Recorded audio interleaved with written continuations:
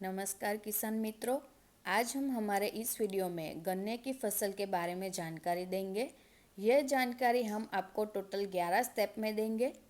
तो पहला स्टेप यह है कि ज़मीन को कैसे तैयार करना है।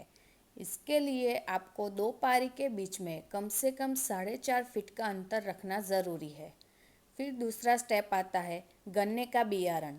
आप जो भी बियारण पसंद करेंगे वह 8 से 9 महीने का होना चाहिए और उस पे मूल ना हो उसका खास ध्यान रखें।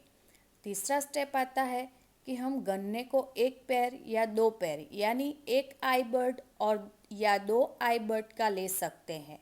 चौथा स्टेप आता है इसके बाद सीड ट्रीटमेंट करें क्योंकि वह करने से 90% जर्मिनेशन हो जाता है।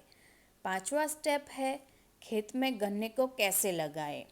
तो गन्ना लगाने के लिए एक पैर से दो पैर का अंतर 1 से 1.5 फीट का रखें।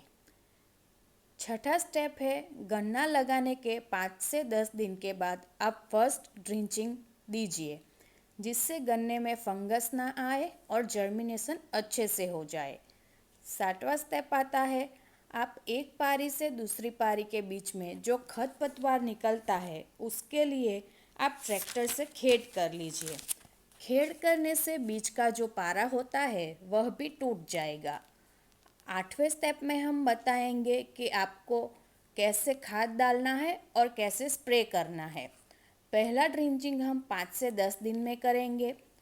फिर 25 से 30 दिनों के बीच में हम पहला डोज खाद डालेंगे और 40 से 50 दिन के बीच हम पहला स्प्रे करेंगे। फिर दूसरा खाद का डोज हम 60 से 70 दिनों के बीच देंगे और 80 से 90 दिन के बीच हम दूसरा स्प्रे करेंगे। 110 से 120 दिन के बीच में हम तीसरा डोज डालेंगे। यह आपका आखिरी डोज होगा। इसी तरह से आप खाद का मैनेजमेंट करेंगे। फिर आता है 9वां स्टेप। पहला खाद और पहला स्प्रे हो जाने के बाद खेत में सारे गन्नों की फूट और टिलरिंग एक समान नहीं होगी। उसको इक्वल करने के लिए हम आपको वीडियो में जिस तरह दिखा रहे हैं उस तरह से गन्ने को ऊपर से तोड़ लीजिए या फिर उसका मेन मदर सूट तोड़ लीजिए। यह करने से गन्ने में फूट और टिलरिंग सब एक समान हो जाएगा। उसके बाद दूसरा खाद दे और दूसरा स्प्रे कर ले।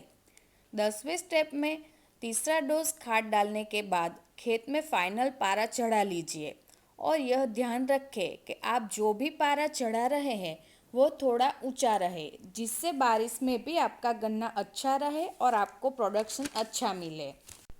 अभी 11वां स्टेप।